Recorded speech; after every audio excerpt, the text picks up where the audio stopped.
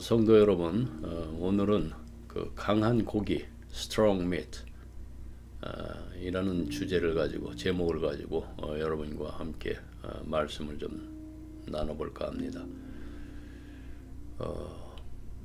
이것이 그러니까 가장 위대한 드라마라는 그 제목으로 시작한 두 번째 시간이 되겠습니다. 우리가 지금 살아가는 시간 속에서 아픔을 겪고 죄책감에 눌리고 하나님과 멀어졌다고 느껴질 때마다 다시 살아나는 이야기를 하고자 합니다.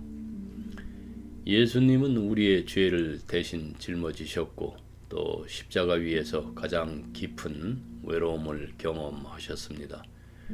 그리고 마침내 시간의 고통을 이기고 부활하심으로 영혼의 소망을 우리에게 열어주셨죠. 오늘 우리는 이 복음의 이야기 속에서 시간과 영혼이 어떻게 하나가 되고 우리도 그리스도 안에서 어떻게 회복되는지를 함께 생각하려고 합니다.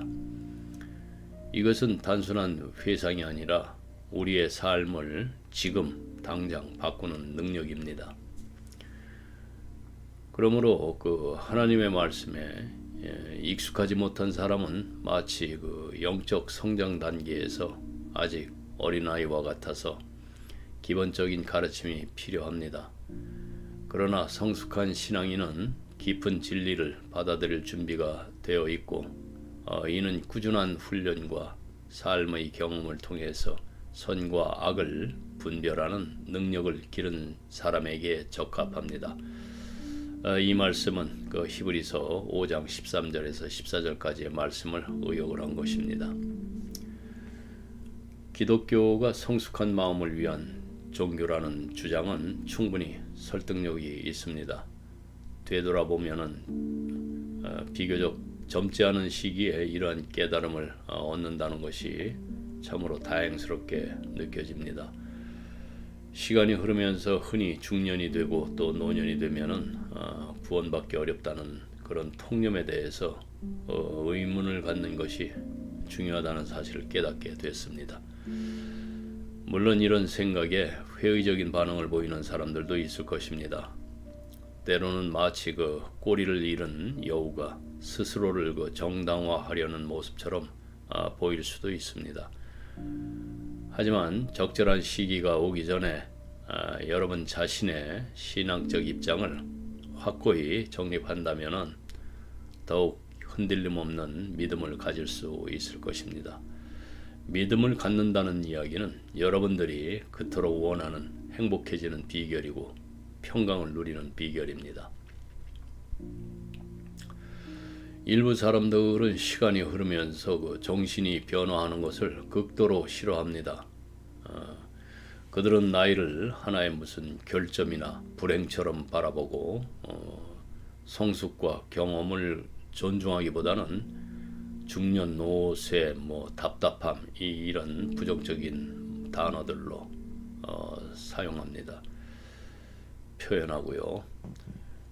그들은 이러한 단어들로서 이제 스스로를 비난하고 마치 이것을 부정하면은 노화의 영향을 피할 수 있는 것처럼 행동합니다. 무슨 9988이니 세상에서 회자되는 그런 쓸데없는 이야기들. 그러나 그들의 태도는 진정한 용기와는 거리가 멉니다. 그것은 미래를 받아들이려는 준비된 태도가 아니라 오히려 변화를 두려워하며 현실을 부정하는 태도입니다. 삶의 사건을 예측하고 견뎌내려는 이성적인 용기도 아니고 새로운 변화를 적극적으로 받아들이려는 그런 열정적인 태도도 아닙니다. 오히려 그들의 반응은 일반적이지만은 두려움과 저항이 만들어낸 아주 절박함에 가깝고 때로는 마치 갇힌 짐승이 분노로 반응하는 것과 같다고 할 수 있겠습니다. 그러한 모습은 결코 아름답지가 않죠. 그러한 사람들은 현실 속에서 의미를 찾기보다는 젊은이들의 손에 달린 미래를 외치고 또 마치 그것이 모든 문제의 해결책인 양 믿음을 강요합니다. 하지만 그들이 다음 세대에게 넘겨주는 것은 희망이 아니라 자신들의 그 책임을 회피하려는 그런 짐에 불과합니다. 부담이죠. 그들의 실패를 변명할 수 있는 것은 시간뿐이고 또 그것은 용서받을 수 있는 잘못이 아니라 다시 돌이킬 수 없는 순간들이 됩니다. 그들은 나이가 이제 주는 냉혹한 현실을 받아들이는 대신에 젊음의 환상 속으로 도망치려 합니다. 스스로에게도 그리고 다른 사람들에게도 허상을 심어줍니다. 첫사랑의 기억을 그리고 어린 시절의 그 순수한 이상 또 유치한 꿈들 어머니의 품에서 느꼈던 그런 온기 또 태아였을 때의 완벽한 보호 속에서 그들은 겉만 번지르르한 그런 가짜 안전망을 자꾸 짜내려 합니다. 하지만 이런 허세로 만들어진 세계는 폭풍을 피할 수 있는 진정한 피난처가 될 수 없습니다. 아이러니하게도 그들의 믿음은 미래가 아닌 과거를 향하고 있죠.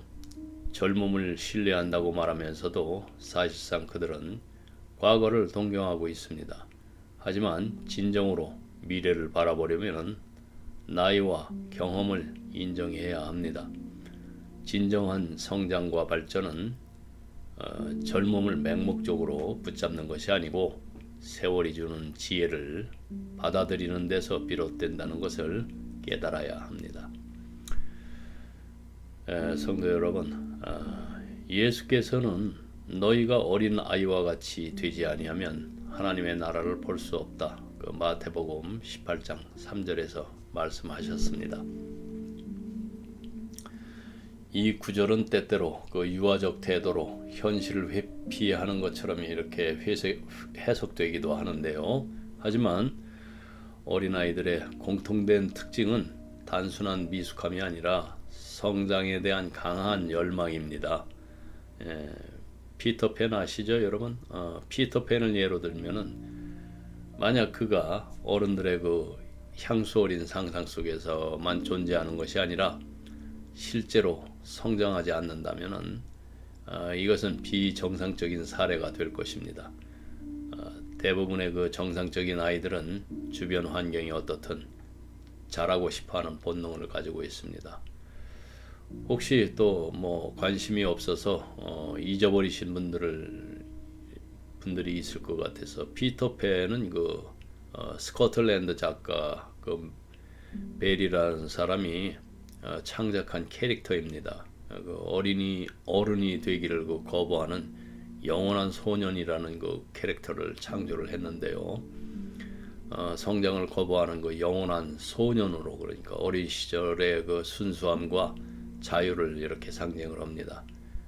그의 이 이야기는 성장에 대한 그 두려움 또 현실과 환상의 그 경계를 탐구하면서 삶의 변화와 그 책임을 받아들이는 태도의 중요성을 강조하는 그런 이야기입니다. 그래서 예수의 말씀은 이제 단순히 어린아이처럼 순진해지라는 의미가 아니고 새로운 경험과 변화에 대한 그 열린 마음과 삶에 대한 열정을 유지하라는 뜻으로 이해해야 합니다. 예를 들어서 60이 되더라도 5살 때처럼 미래를 기대하고 또 삶을 즐겁게 받아들이는 그런 태도를 유지해야 한다는 것입니다. 매일 조금씩 성장하고 변화를 받아들이면서 다시 태어나는 마음을 가져야 합니다. 니고데모는 그 사람이 늙어서 어떻게 다시 태어날 수 있겠는가라고 질문하면서 예수의 말씀을 깊이 고민을 했습니다. 그는 어머니의 태 속으로 다시 들어가서 육체적으로 새롭게 태어나는 것을 상상했지만 예수께서는 이에 대한 명확한 답을 주셨습니다. 육에서 난 것은 육이고 영에서 난 것은 영이다. 즉 진정한 영적 성장과 변화는 단순히 육체적인 차원이 아니라 내면에서 이루어지는 깊은 변혁입니다. 그래서 결국 진정한 젊음은 육체의 상태가 아니라 여러분들의 그 열린 마음과 변화에 대한 긍정적인 태도에서 비롯됩니다. 마음과 몸은 시간 속에서 조화를 이루며 살아가는 법을 배워야 합니다. 예수의 말씀은 단순히 과거로 회개하라는 것이 아니라 매일 새로운 태도로 삶을 마주하고 변화 속에서 성장하라는 가르침을 주는 것입니다. 시간은 생각하기 어려운 주제입니다. 시간의 본질과 우리의 인식, 그리고 시간은 우리가 이제 매일 경험하는 것이지만은 그 의미를 깊이 생각하면은 이해하기 참 어려운 개념입니다. 우리는 시간 속에서 태어나고 또 살고 변화합니다. 너무 당연하게 여겨지는 존재이기에 오히려 시간에 대한 깊은 숙고는 또 어려울 수도 있습니다. 시간은 우리가 직접적으로 경험할 수 있는 몇 안 되는 현상 중 하나입니다. 시각, 청각, 촉각 같은 감각이 사라진다고 해도 우리는 시간의 흐름을 계속 인식합니다. 아무런 그 외부 자극이 없는 상태에서도 우리는 지금이 존재하고 있고 또 시간이 흘러간다 라는 그 사실을 본능적으로 느낍니다. 즉 시간은 우리의 감각에 의존하지 않고도 지속적으로 인식되는 존재라는 것입니다. 그래서 더욱 흥미로운 점은 모든 그 의식적인 사고가 시간 속에서 이루어진다는 것입니다. 우리가 무언가를 생각할 때 그것은 시간의 과정 속에서 일어납니다. 마치 우리가 자를 사용을 해서 길이를 측정하는 것처럼 우리는 생각을 할 때도 시간의 흐름을 따라갑니다. 따라서 그 시간 자체를 생각하는 행위는 마치 그 시간 속에서 시간을 측정하려는 시도와 같습니다. 또한 어떤 사람들은 시간에 대한 그 일반적인 개념에서 벗어나서 시간이 없는 상태, 즉 그 무시간성을 경험했다고 주장하는 사람도 있죠. 소위 유체 이탈이니. 하지만 이러한 경험은 우리가 사용하는 언어와 사고방식으로는 참 설명하기가 어렵습니다. 왜냐하면은 우리의 사고방식 자체가 시간 속에서 이루어지기 때문이죠. 우리는 어떤 것을 분석하고 이해하려 할 때에 자연스럽게 시간을 기준으로 생각하게 됩니다. 결국 우리의 모든 그 삶과 사고는 현재라는 시간 속에서 이루어집니다.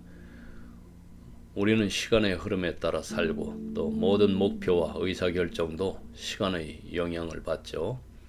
따라서 시간은 단순한 개념이 아니고 우리 존재의 핵심 요소입니다.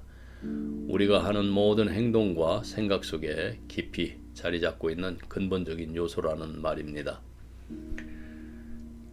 그래서 인간의 이해와 그 어떤 신학적인 관점에서 시간과 영혼의 본질을 좀 우리가 알고 있어야 됩니다. 시간은 우리가 매일 경험하며 삶의 모든 순간을 결정짓는 그 본질적인 요소입니다. 우리는 시간 속에서 살아가고 그 흐름 속에서 변화를 받아들이고 그러나 시간에 대한 깊은 이해를 시도할 때 그것을 측정하거나 분석하려고 하면은 할수록 이해하기 어려운 개념임을 우리가 종종 깨닫죠. 모든 사고와 인식이 시간 속에서 이루어지는 만큼 우리는 시간을 초월해서 존재하는 개념을 쉽게 받아들이기 참 어렵습니다. 그래서 우리 기독교 교회는 항상 시간과 영혼을 철저히 구분해서 이 둘이 서로 다른 영역에 속한다고 강조해 왔습니다. 시간은 이제 물질적인 세계에서 작동하는 개념이지만 영혼은 신성한 존재와 관련된 개념으로 이해가 됩니다. 즉 시간은 영혼의 일부가 아니고 영혼이 단순히 시간의 끝없는 연장이 아니라는 점이 기독교 그 신학에서 중요한 요소로 작용을 합니다. 그러면은 하나님과 시간은 어떻게 존재하는가? 성경에서 하나님은 태초부터 존재하신 분으로 묘사합니다. 하나님에 대해서 설명을 안 하죠. 하나님은 시간의 제약을 받지 않고 또 영원한 현재 속에서 존재하십니다. 이것은 하나님이 과거, 현재, 미래를 모두 초월해서 언제나 동일하게 존재하는 분이라는 그런 의미를 담고 있습니다. 또한 하나님은 로고스 그러니까 말씀이면서 동시에 또 아버지이시며 또 인간과 또 신의 관계 속에서 영원한 존재로서 작용하십니다. 성경에서 시간과 영혼의 차이를 명확히 설명하는 이유는 인간이 물질 세계의 시간 속에서 신성을 이해하려 할 때에 그 과정이 반드시 한계를 가질 수밖에 없음을 인정하기 때문입니다. 그 반면에 이제 기독교 신학은 시간과 영혼의 개념을 명확히 구분하지 않으면 심각한 신앙적 혼란에 빠질 수 있다고 경고합니다. 시간 속에서 우리가 경험하는 변화와 흐름은 필수적이지만은 영혼은 시간이 흘러가는 방식과 다르게 작용하는 신성한 영역입니다. 따라서 우리는 시간 속에서 영혼을 바라보려 할 때에 단순히 그것을 시간의 연장선상에서 이해하려는 시도를 넘어서야 합니다. 시간과 영혼을 구분하여 하나님을 바라보는 것, 그리고 그 차이를 인정하는 것이 깊은 신앙으로 나아가는 중요한 단계입니다. 이것이 바로 이제 기독교가 시간과 영혼을 분리해서 설명하는 이유이죠. 이것을 올바르게 이해하는 것이 이제 신앙을 더욱 견고하게 만드는데 필수적인 요소가 또 됩니다. 그러면 시간과 영혼의 올바른 이해는 어떤 것인가? 시간과 영혼은 서로 다른 개념이지만 때때로 우리는 이 둘을 혼동하거나 또 한쪽의 존재를 부정하려고 합니다. 하지만 기독교 신앙에서는 시간과 영혼이 각기 다른 범주에 속하며 각각의 역할이 다르다는 점을 강조합니다. 일부 사람들은 시간과 영혼을 하나로 융합하려 하거나 영혼이 단순히 끝없는 시간의 연장이라고 생각을 합니다. 그러나 이러한 접근 방식은 신학적으로 큰 혼란을 초래합니다. 그래서 시간은 물질 세계에서 작동하는 개념이고 영혼은 하나님의 그 신적인 존재와 연결된 개념이므로 우리는 이 둘을 명확히 구분해야 합니다. 일련의 신비주의자들은 그 시간과 영혼을 동시에 이해하는 그 희귀한 이렇게 영혼들로 묘사가 되는데요. 그들은 단순히 그 철학적인 어떤 사색을 즐기는 사람들이 아니라 깊은 깨달음을 통해서 신앙을 형성한 사람들입니다. 이들은 시간의 개념을 부정하지 않고 또 오히려 인간 경험의 그 현실성을 누구보다도 더 강하게 주장을 합니다. 그러면은 시간과 영혼, 우리는 어디에 살고 있을까요? 사람들이 가끔 영혼이 산다면 어떨까 이런 생각할 때가 있죠. 여러분도 그런 생각 해보셨겠죠. 어떤 사람은 영원한 것을 깨달았다고 말하기도 하고 또 하지만 우리가 꼭 기억해야 할 게 있어요. 우리는 지금 이 순간 시간 속에서 살고 있다는 것입니다. 시간은 우리에게 정말 중요하죠. 우리가 자라고 배우고 변해가는 모든 일이 시간 안에서 일어나기 때문이죠. 하나님께서 우리에게 주신 시간은 선물입니다. 우리가 시간을 어떻게 쓰느냐에 따라서 우리의 삶이 달라질 수 있으니까요. 어떤 사람들은 시간은 나쁜 거라고 생각을 합니다. 시간이 갈수록 늙어가고 힘든 일도 생기고 좋은 기억은 멀어지기도 하니까요. 어떤 책에서는 시간은 악마 같다라고 이렇게 표현하기도 합니다. 하지만 시간이 나쁜 것만은 아닙니다.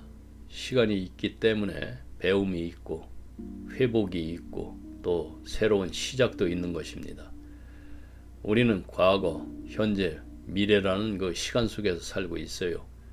예수님도 우리처럼 이 땅에서 시간을 보내셨습니다.